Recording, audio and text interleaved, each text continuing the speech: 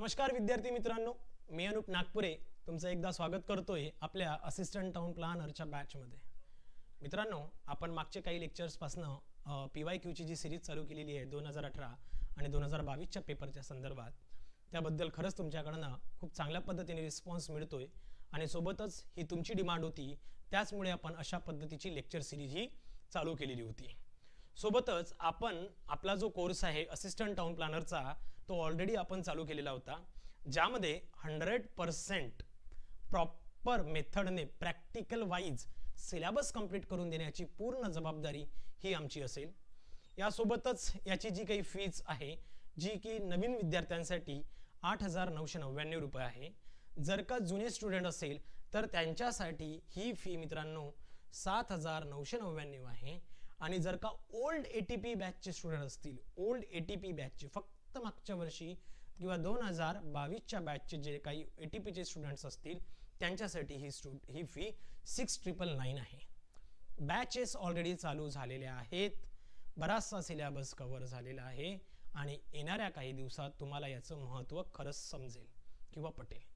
Okay, so आजच्या lecture सिरीजमध्ये जो क्वेश्चन नंबर आहे तो आहे मित्रांनो 58 पासून.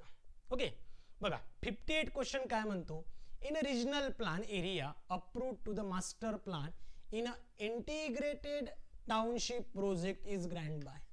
आता नॉर्मली काय होतो मित्रांनो, हा ITPचा क्वेश्चन आहे आणि ITP मध्ये जर का तुम्ही बघितलं, जो मास्टर लेआउट प्लान असतो हा आपण नॉर्मली सँक्शन करून घेत असतो डिस्ट्रिक्ट कलेक्टरकडनं.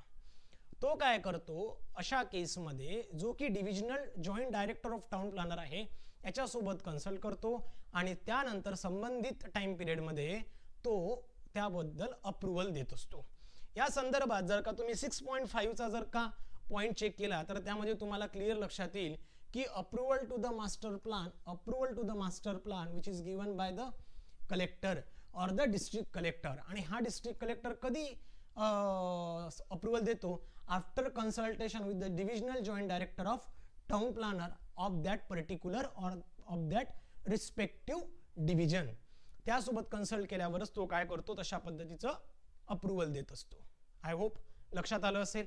म्हणजे इथे ऑप्शन जो 4 आहे हा मित्रांनो करेक्ट होता, म्हणून 58 ला 4 करेक्ट होता. त्यानंतर आता 59 क्वेश्चन जर का तुम्ही बघितला तर हा क्वेश्चन जवळपास जनरल नॉलेजच्या क्वेश्चन सारखा आहे.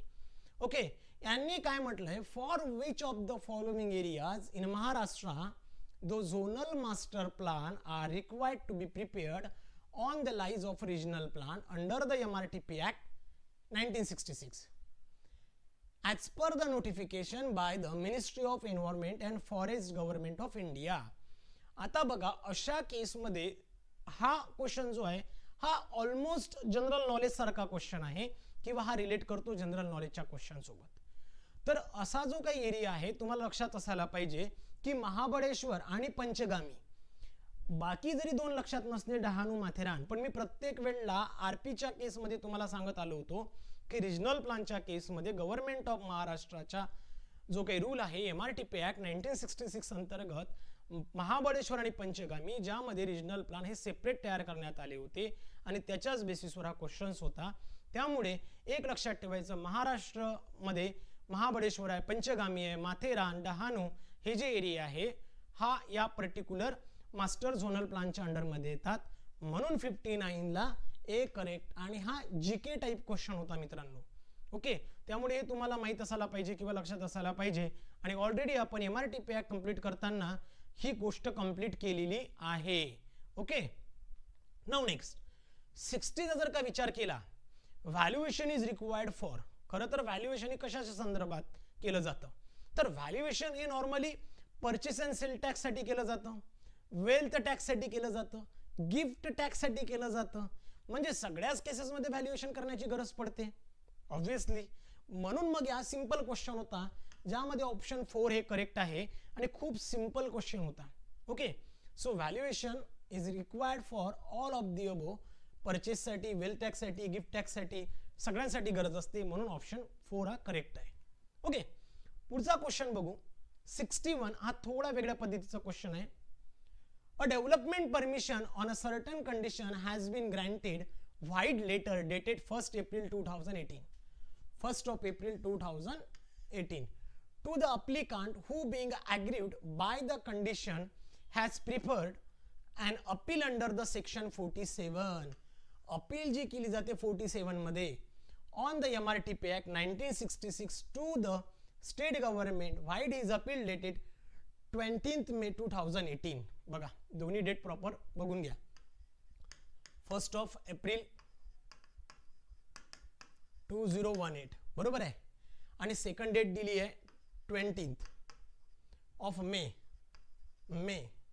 2018. याचा जर का कालावधी बघितला तर 1st of April to the 1st of May म्हणजे 30 दिवस आणि वरचे 20 दिवस म्हणजे टोटल झाले मित्रांनो हे 50 डेज बरोबर आहे. आणि जेव्हाही एखादी अपील करायची असते ॲज पर द सेक्शन 47 त्यामध्ये क्लिअर मेन्शन केलं आहे की फक्त आणि फक्त 40 डेजचाच टाइम पिरियड दिलेला आहे अपील करण्यासाठी. जो अप्लिकांट असतो त्याने 40 दिवसाच्या आतमध्ये अपील करणं गरजेचं आहे. 40 दिवसाच्या वरचा जर का टाइम पिरियड होत असेल विदिन अ 40 डेज 40 दिवसाच्या आतमध्ये अपील करणं गरजेचं आहे. आणि इथे तुम्हाला दिसतंय की हा जो डेट पिरियड आहे हा 40 दिवसापेक्षा जास्त आहे.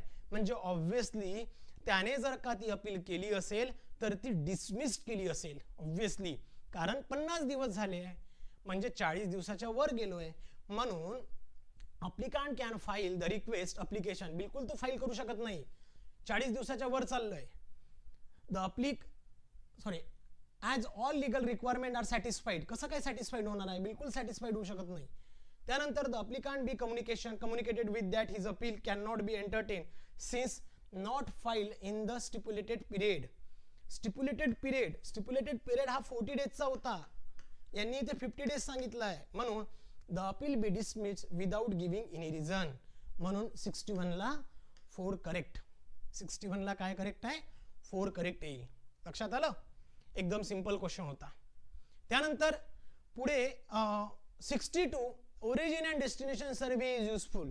ओरिजिन आणि डेस्टिनेशन सर्वे हा कशासाठी युजफुल आहे अशा संदर्भात एक क्वेश्चन होता, ज्यामध्ये to determine the amount by passable traffic possible आहे traffic that enters in a town, to develop the trip generation and trip distribution models. Obviously possible origin destination survey possible traffic जे टाउनमध्ये enter होतो त्यासाठी सुद्धा करतो. त्यानंतर develop the trip generation आणि trip डिस्ट्रीब्युशनसाठी सुद्धा आपण करतो. त्यानंतर to determine the efficiency of present traffic सिस्टीमसाठी आपण काय करतो, ओडी सर्वे करत असतो. म्हणजेच काय, ओडी सर्वे करताना तुम्हाला all of the above option choose करायला हवं होतं.